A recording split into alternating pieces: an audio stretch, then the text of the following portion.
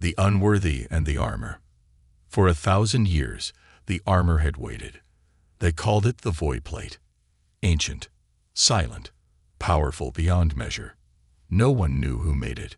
No one remembered where it came from. It sat in the deep vaults of the Zurich's dominion, a kingdom of proud alien warriors. They believed the armor chose only the strong. And for generations, the strongest came to try. None returned. The Zurichs tried first. Then the other great races followed. Warriors, champions, heroes. They stepped into the chamber, stood before the armor, reached out, and vanished in flames. Not a single being had been chosen. The armor never spoke. It only destroyed. Still, the Zurichs kept it. They called it a test. They said one day a perfect warrior would come, one who was truly worthy. And then a human showed up. His name was Elias Cain. He wasn't a soldier. He wasn't tall or strong or famous. He had no scars, no armor of his own. He came with only a bag, a translator chip, and a calm look in his eyes. The Zurichs laughed when they saw him. Their tall, glass-like bodies shook with amusement. "This is the challenger," one of them said, voice sharp and cold. "This soft-skinned creature." Elias said nothing. He looked at the chamber. He looked at the armor. And then he nodded. The chamber was wide and empty.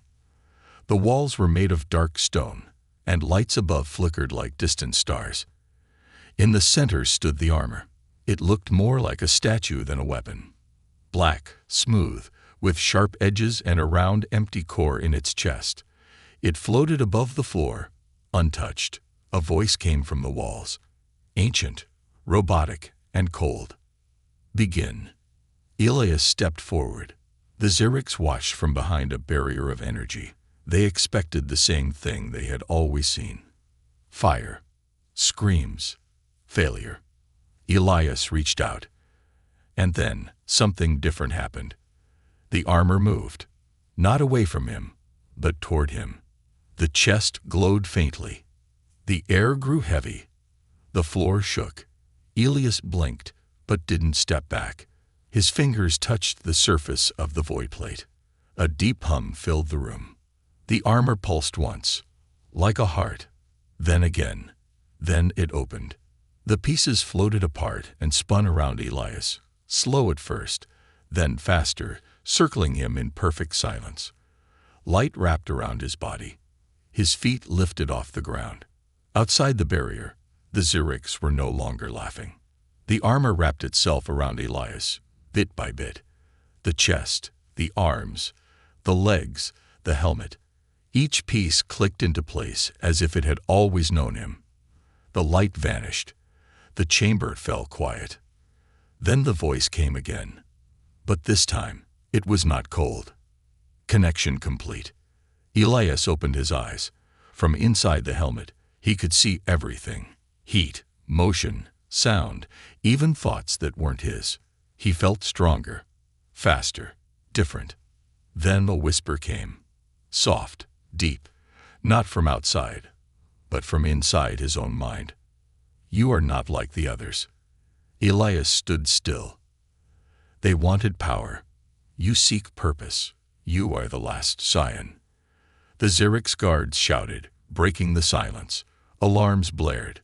Soldiers moved. Their leaders shouted orders. They believed the armor had been hacked, corrupted, stolen by a human. Some yelled for Elias to be destroyed, but none dared enter the chamber. One old Zurich scholar stood in silence. Her name was Valshi. She had studied the void plate for 100 years. She had read every scroll, every myth, every whisper about the one who would awaken it. She looked at Elias through the barrier. "It chose him," she said quietly. "He is the one." The Zurichs refused to listen. They sent war machines, drones, energy beams, but nothing touched Elias. The void plate stopped every attack with a thought. No shields, no weapons, just will. And Elias didn't fight back. He just walked. He stepped through the barrier as if it were air, past the guards, past the drones. No one could stop him. They didn't understand it. They feared it. But one thing was clear. For 1,000 years, no being had been worthy.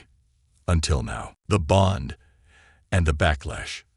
The armor did not feel like metal. It breathed. As Elias walked through the halls of the Xeric citadel, wrapped in the void plate, he could feel its awareness brushing against his mind. It wasn't just a machine. It was alive. Old, tired, curious. It didn't speak with words exactly, but with feelings, flashes of emotion, distant voices echoing through memory. He felt sadness, pride, a strange, deep loneliness, as if the armor itself had waited far too long for someone to understand it. And it had chosen him. Every step he took echoed through the quiet halls, where Xeric soldiers watched him from behind force barriers. They didn't move. They didn't speak. Some stared with weapons drawn but hands shaking. He could hear their thoughts, not clearly, not fully, but in glimpses. Fear, confusion, hatred, wonder. No one had ever survived the trial of the void plate. No one had ever walked out of the chamber alive. And now, a human, one of the child species of the galaxy, had done it without so much as a scream. Elias wasn't sure what he had done, or why the armor had picked him, but something had changed the moment he touched it. The moment it wrapped around him, it had reached into his past, his mind, his memories. It had seen something. He felt it now, its presence, gently testing his thoughts, not controlling him, but learning him.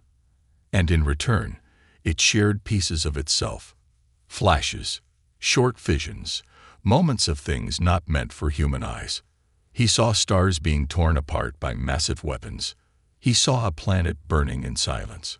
He saw a warrior standing in the center of a battlefield, wearing the same armor, and dying alone. The visions faded just as quickly as they came. Elias fell to one knee dizzy. Sweat dripped from his forehead inside the helmet. The armor tightened briefly, as if steadying him. "You are not ready yet," it whispered. "But you will be." Behind him, doors slammed open. Xeric's commanders entered, surrounded by guards and drones. Their leader, High Commander Xerath, stood tall and still, his crystalline exoskeleton shining with authority. "Remove the armor," Xerath said coldly. "Now." Elias didn't answer, not out of defiance, but because he didn't know how. "I didn't put it on," he said quietly. "It put itself on me." Xerath snarled. "Lies. The armor cannot choose a human. It is Xeric's technology. Only one of us." "You're wrong," a voice interrupted. Velshi stepped into the hall, her robes flowing behind her. She looked tired, older than before, but her eyes were alive, burning with curiosity. "The void plate isn't yours," she said. "It never was." Xerath turned to her, anger in every motion. "You speak treason." "I speak truth," she replied calmly. "We found the armor. We didn't create it. And for centuries, we failed to understand it. Maybe we were never supposed to." Xerath raised his arm to order her arrest, but before the drones could move, the lights in the chamber flickered and died. A low sound filled the air. A pulse, deep and heavy, like a heartbeat echoing through the walls. Elias felt the armor respond. It shivered. The lights came back, but red this time, flickering like firelight. In his vision, a new alert appeared. Signal received. Origin, unknown. Response, inevitable. Elias stood. What just happened? Velshi looked pale. "It sent a signal," she whispered. "The armor." Something felt it wake up. "What kind of something?" Elias asked. She didn't answer. Xerath gave the order. "Take him. Now." The drones surged forward, weapons raised. But before they could fire, the armor reacted. Elias didn't move, but the air around him bent. Energy formed a sphere, crackling with light, and every drone froze mid-step. Their systems shut down instantly. Their eyes flickered dark. Elias turned, slowly, unsure of what he had just done. "I didn't mean to." "You didn't," the armor said. "I did." The Xeric soldiers backed away. Even Xereth took a step back. No one knew what to do. The human wasn't attacking, but the armor clearly would protect him if forced. Elias looked at Valshi. "I don't want to fight." "Then run," she said. They fled through the ancient corridors, old tunnels once sealed for centuries. Valshi knew the paths. She had studied every inch of the citadel. And the armor helped too, guiding Elias, showing hidden doors, sending silent warnings whenever danger came close. They escaped into the lower atmosphere, stealing a transport ship no bigger than a cargo box. Inside, Elias sat in silence as Valshi plotted coordinates. "You said something felt it," he said. "Felt the armor wake up. What did you mean?" She looked at him, uncertain. "The Xerics called the void plate a weapon. But that's not what it is. It's a lock." Elias frowned. "A lock?" "Yes," Valshi said, eyes dark. "And now that it's open, whatever was meant to stay sealed away knows." Elias stared out the window as the stars stretched before them. He could feel the armor humming again, low and steady. And deep inside his mind, he felt it waiting. Not for permission, but for purpose. A threat reborn. The stars outside the ship were quiet, but Elias could feel the noise coming. It started as a hum in the back of his mind. Not from the engines, not from the armor. Something else. Something far away, yet watching. Waiting. Even with no window in front of him, he knew exactly where it was. Darkness was moving. Valshi said nothing for a long time as they sped through the void. The transport was old and stripped down, barely enough for 2 passengers, and not meant for escape. But it was fast. And for now, that was enough. Elias leaned back in the seat, the armor still wrapped around him like a second skin. It had not deactivated, not even for a moment. No clasps to remove, no voice command to open. It was part of him now, blending with his thoughts, his instincts. When he reached for a switch, the armor moved first. When he tried to sleep, it kept scanning. "Something is coming," it whispered again. He didn't ask what. He knew it wouldn't answer. Valshi finally spoke as they reached the edge of Xeric's territory. Her voice was low, careful. When the armor activated, it sent a signal. A very old one, coded in a language that predates every known race. It used to be locked. Until you wore it. Elias stared ahead. "You said it's a lock. What was it holding back?" She hesitated. "Not what," she said. "Who?" In a forgotten part of the galaxy, hidden behind collapsed wormholes and forbidden sectors, there had once been a race known only in whispers. The Xerics called them Then Call. Other species used different names: Voidborn, Star Eaters, the Cursed. They had vanished long before the Xerics ever rose to power, or so everyone believed. But now, in the quiet corners of space, their old worlds were waking. The signal had been received. On one of those worlds, where the light from nearby stars barely reached, something ancient stirred beneath black mountains. Twisted towers of bone and metal stood like teeth against the sky. A figure moved among them. Tall, thin, wrapped in layered skin that shimmered like oil. Eyes that weren't eyes opened in the darkness. Then Queen breathed in for the first time in an age. "The armor walks again," she whispered, her voice echoing across dimensions. Across the ship, Elias flinched. "What was that?" he asked, eyes wide.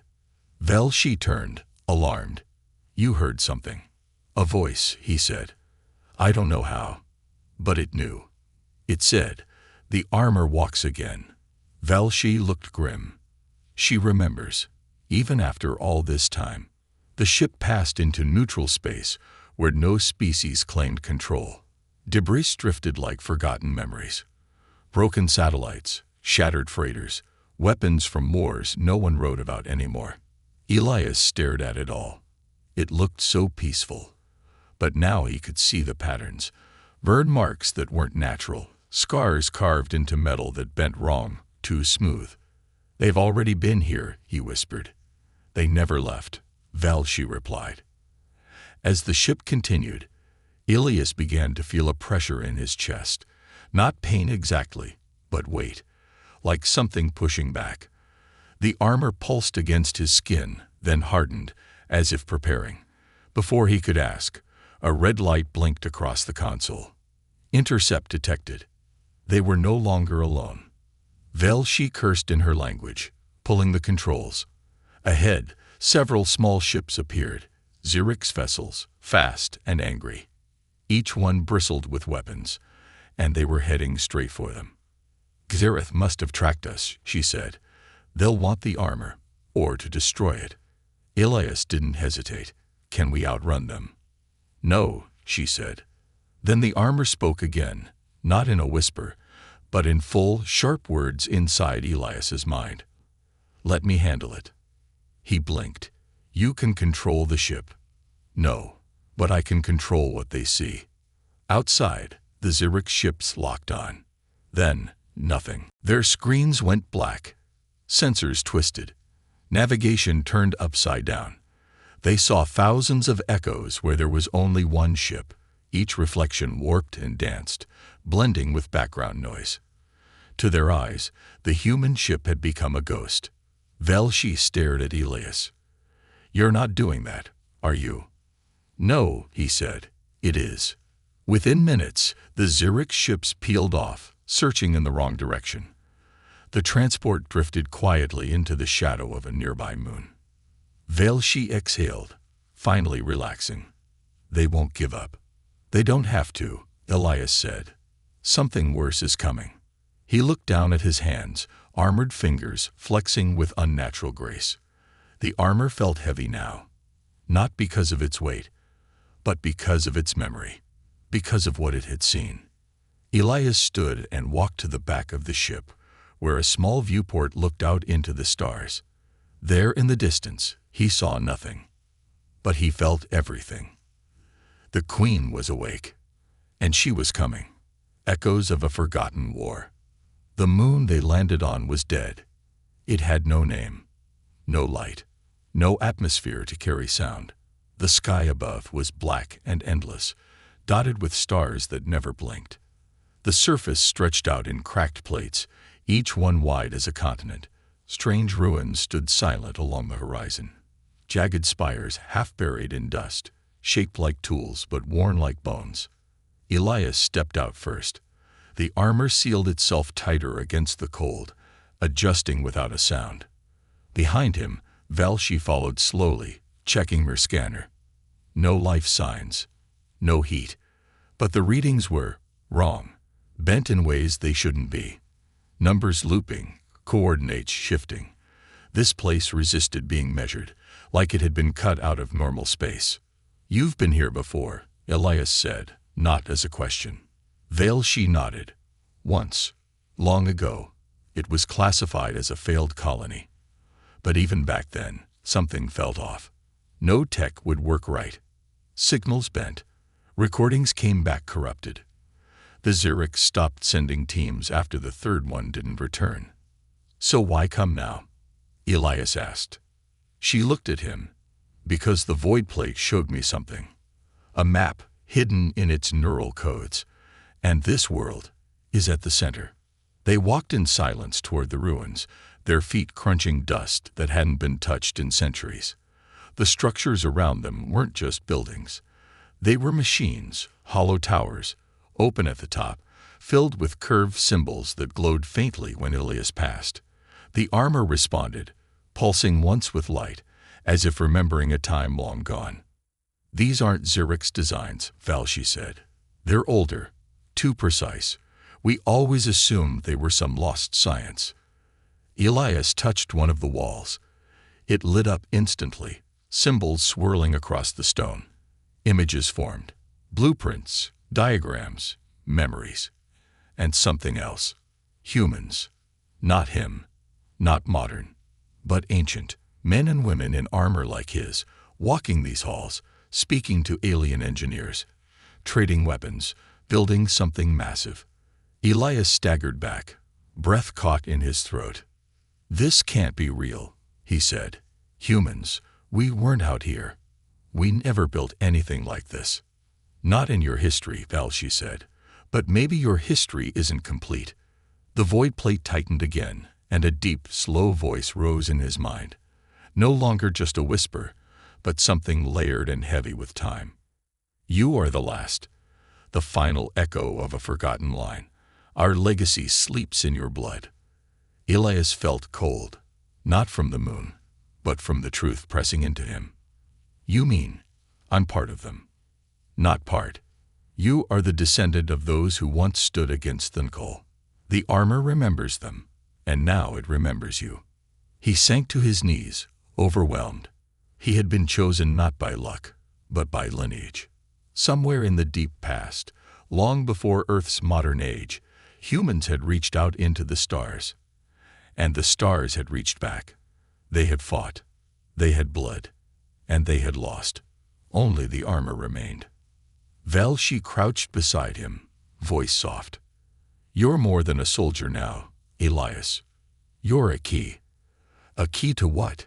he asked. "To finishing what your ancestors started." Together, they descended deeper into the ruins. As they moved, the air began to change, not in temperature, but in feeling. Gravity bent strangely. Walls curved where they should have been straight. Time itself seemed to slow. The armor guided Elias through it, showing him where to step, which hall to choose. It remembered everything. At the end of the path was a great chamber. Inside stood a machine, silent and broken, larger than any ship Elias had ever seen. Its core glowed faintly, the last ember of power clinging to life. Around it were bodies, fossilized in poses of grief and rage. Humans, Xerics, other species he didn't even recognize. All of them united in one final act. A defense. A sacrifice. "This was the last bastion," Valshi whispered. "The final stand against Thunkol. They tried to seal the queen beyond the veil. This machine, it was a gate." Elias stepped toward the console, and the armor lit up. Symbols scrolled across the surface. The machine stirred. "Reactivation possible," the armor said, "but dangerous." "Why?" Elias asked. "Because she will feel it." Elias stared at the core. If he activated it, they might learn how to fight Thunkol. They might find weapons, allies, forgotten knowledge. But they would also reveal their location. The queen would see him, not just the armor, but the human inside it. He looked at Valshi. "Can we run?" "We already did," she said, "and she's still coming." He reached out, placed his hand on the console. The light surged. The machine groaned to life, shaking the entire chamber. Beams of light rose into the sky, cutting through the moon's surface like blades. Somewhere beyond the stars, a shadow turned its head and smiled.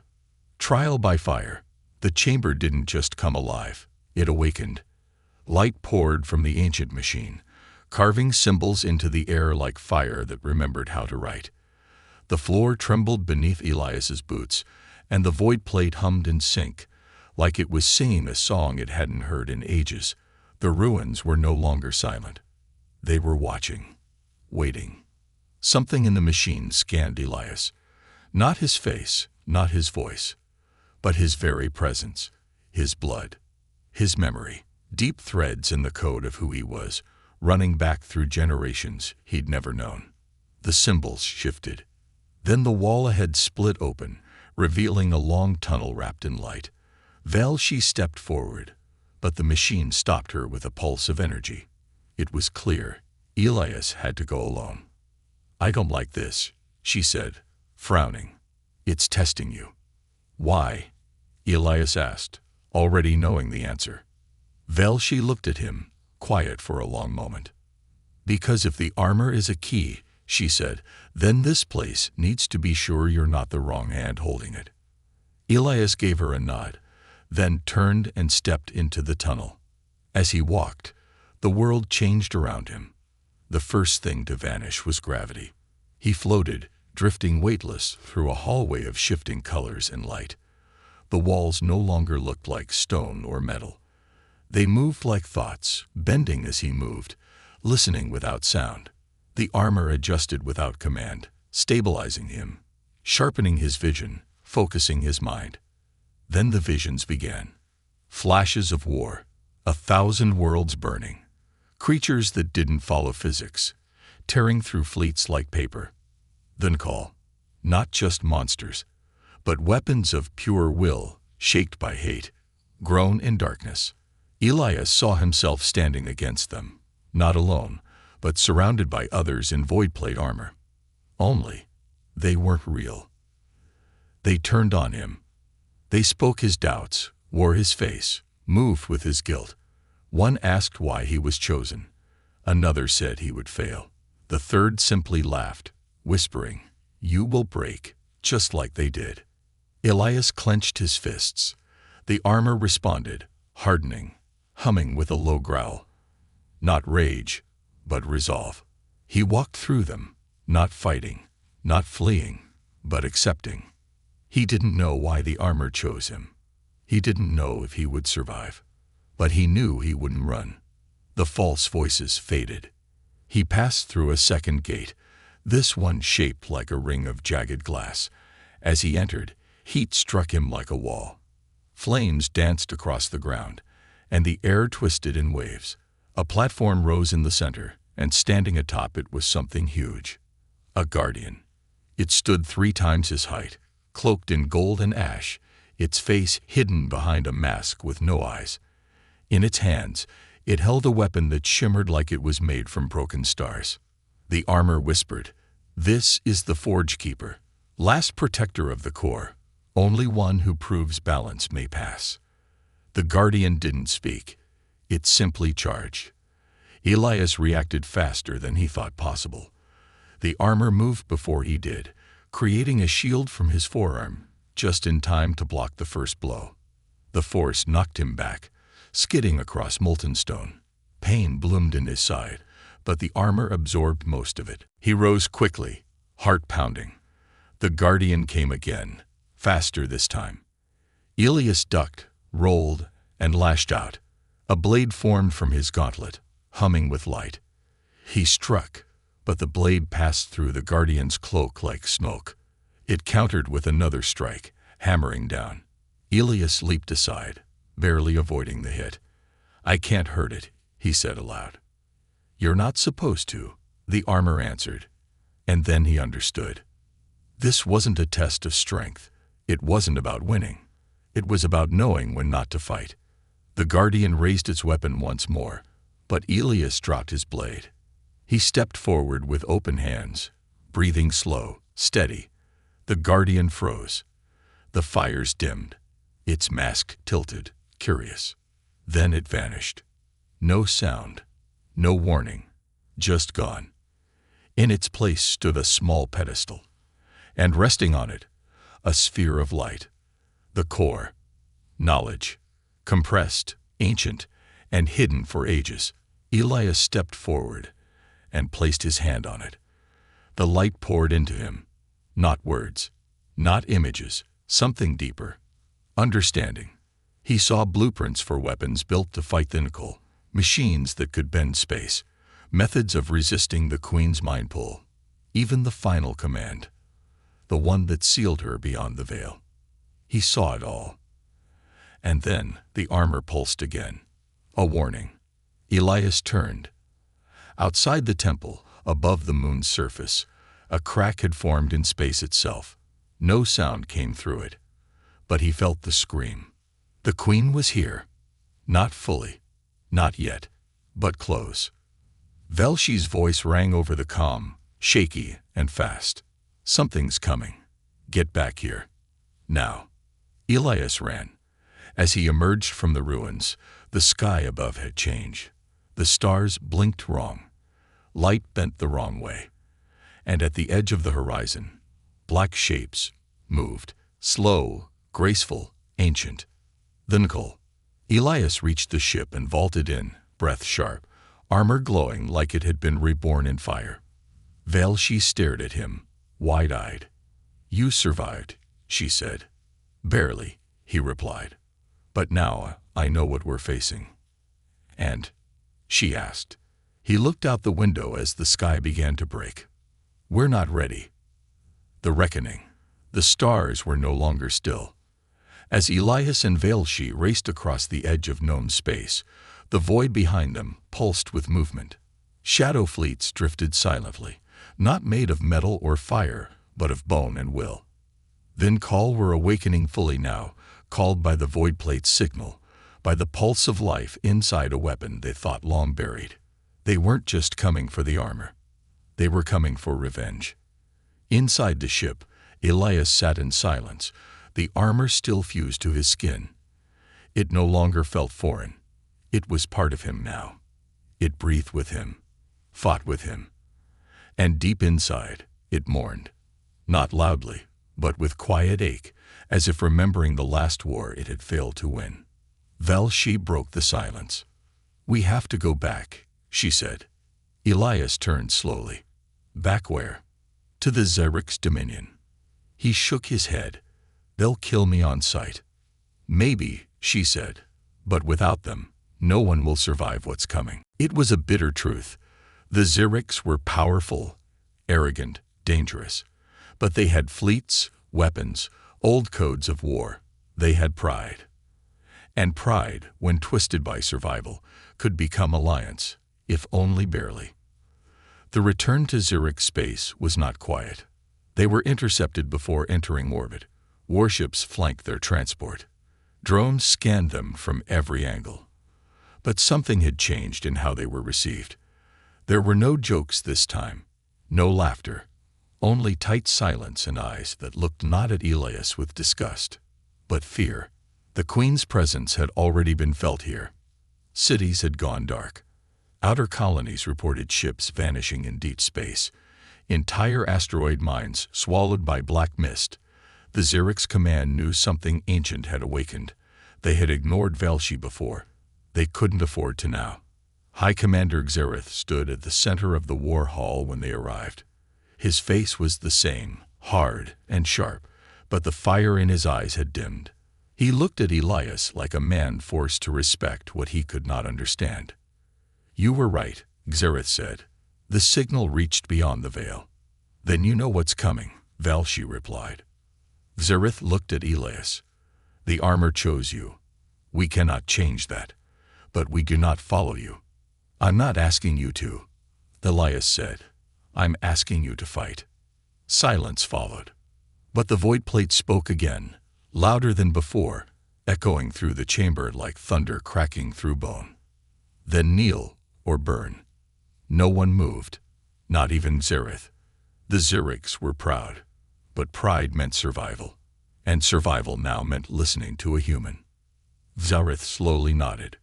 "We will follow the armor," he said, "but the cost will be blood." That night, the stars turned red. The first wave of the Nickel came not with ships, but with silence. Stations went offline without warning. Communications dissolved into static, and when scouts returned, their minds were no longer theirs. Empty eyes, trembling voices, whispers that repeated a name. "She is here." The Queen had not yet crossed fully into the galaxy, but her children had. Things that moved without motion swam through the dark between stars, slipping between dimensions like sharks in water. The Xerix fleets launched counterattacks. They failed. The Nickel didn't fight like any known enemy. They didn't fire in straight lines. They folded around weapons, melted through armor, possessed systems, and turned them inward. Ships twisted and bloomed into nightmarish shapes, crews screaming without sound as their bodies were rewritten into something unclean. Elias watched from the warship's bridge. The Xerix were dying fast, but they were not breaking. For every ship lost, another pushed forward. And behind them, growing stronger by the hour, was him. The armor was evolving, adapting, unlocking new layers. Pieces of the past rose like data from the deep. Forgotten commands, forgotten technologies. things even Velshi couldn't translate. He saw how to fight them. Not by matching their force, but by changing reality itself. "We need to split the battlefield," Elias said. "Bend space around them. Cut them off from the Queen." Velshi frowned. "We don't have anything strong enough to do that." "We do," he said, "but it's not a ship." He meant the void plate. With the Xerix fleet drawing the main force, Elias broke away in a small assault craft. His destination, the gravitational core of a collapsing star. There he could use the void plate's full power, not to destroy, but to divide. To build a wall between dimensions, long enough to delay the Queen's arrival. As he neared the core, pain surged through him. His body trembled. The armor screamed. Time bent. Light warped. And from the edge of the star came a vision. Her. The Queen. Tall and thin and endless. Made of flowing shadows, crowned in bone. Eyes like planets turned to ash. She didn't speak. She only looked at him. And smiled. Elias gasped. "You are not the first," her voice slithered into his thoughts. "But you will be the last." He closed his eyes and pushed forward. The armor responded, forming a shell around him as he dove toward the star. Light burned. Matter screamed. The void plate reached deep into reality and pulled. Space cracked. Time bent. A barrier formed. The Queen howled, but could not cross. For now. On the other side, Elias collapsed inside the ruined craft. Smoke filled the air. Pain burned through every nerve. Velshi's voice barely reached him over the comm. "You did it," she said. "You bought us time." He didn't answer, because he knew what came next. This wasn't victory. This was only the beginning of the final war. Last Scion, first legend. The silence after the battle was not peace. It was waiting. The Queen had been pushed back, her children scattered between torn folds of space, but she had not been destroyed. The barrier Elias created held, for now, but the cost had been everything. The craft that carried him to the heart of the star had broken apart. The void plate had cracked, and deep within its core, something vital had burned away. When Velshi and the Xerix rescue team found him, he was unconscious, floating inside the wreck like a ghost in armor. The suit had fused completely to his body. They tried to remove it. They failed. It no longer came off. It no longer wanted to. He woke 3 days later on the Xerix capital world, in a chamber once reserved for kings. Not because he had asked for it, but because no one else had survived doing what he did. The Xerix called him many things now. Interloper, savior, weapon, but none said it to his face. To his face, they only bowed. Velshi sat at his side, reading the energy patterns still flowing from the armor. "You broke something in her," she said. "That scream, when you bent the gate, it wasn't just rage. It was pain." Elias didn't respond right away. He stared at the light above, eyes hollow. "I saw what she was before," he whispered. "Before she became the Queen. She wasn't born like that. Something made her, shaped her." "By who?" Velshi asked. "By us," Elias said. And in that moment, the truth settled heavy between them. In the past, long before human memory began, humanity had reached the stars. They had fought the Nkul. And in their final desperation, they had created a being to contain the enemy's essence, to bind it inside a living mind. But that mind broke. She had once been human, and now she was something else. "So what happens next?" Velshi asked. Elias stood slowly, the armor supporting him. Each motion was careful, as if the air around him had grown heavier. He could feel time running out. The barrier he had created was holding, yes, but she was learning, adapting. And when she returned, it would be final. "We finish it," he said. Over the next week, the Xerix prepared, not for defense, but for war. They opened their deepest vaults, pulled weapons from beneath their cities, called old enemies to the table. Even species who once feared or hated the Xerics arrived, drawn by one thing: the legend of the human who wore the void plate. Some called him the last scion, others the ghost forged. Some refused to name him at all, as if speaking his role out loud would make the war come faster. Elias trained in silence. The armor evolved again, growing sharper, more fluid. It no longer looked like metal. It shimmered like thought. It moved with him, without command, and when he slept, it dreamed. The night before the final strike, Velshi gave him one last message, decoded from the ruins they had left behind. "This isn't just a weapon," she said. "It's a gate." "To where?" "To her," Velshi said. "If you go through it, you won't return." Elias said nothing. He already knew. The final battle didn't happen in real space. It happened between. In the space behind stars, where minds bent and memories bowled into matter. The Xerics and their allies fought the children of the Queen across 10 systems, holding the line while Elias entered the breach alone. The armor opened the gate inside itself. He stepped through and found her waiting. The Queen stood on a world with no sky, no ground, just an endless ocean of broken time. She didn't speak. She didn't need to. Her voice came from everywhere. Not loud, not angry, just tired. "Why do you fight?" she asked. Elias looked at her, saw the human beneath the shadow, the woman she once was, the warrior, the prisoner. "Because someone has to remember what we were," he said, "and someone has to stop what we've become." They fought without weapons, fought against thought, will against will, light against the endless dark. It wasn't rage that gave him strength, it was sorrow. Every death, every forgotten name, every piece of history lost in silence. The void plate poured its final energy into him, rewriting the laws around them. And for a moment, just one, he saw her hesitate. In that breath, he reached her, not to kill, but to unmake. He shattered the cage around her mind, not with blades, but with memory. He showed her who she was, what they had done, what she had become. And she screamed, not in pain, but in release. Then she vanished, not destroyed, freed. The gate closed, and Elias was gone. On the other side, the war ended. The nickel ships fell silent. Their forms collapsed, turned to ash and wind.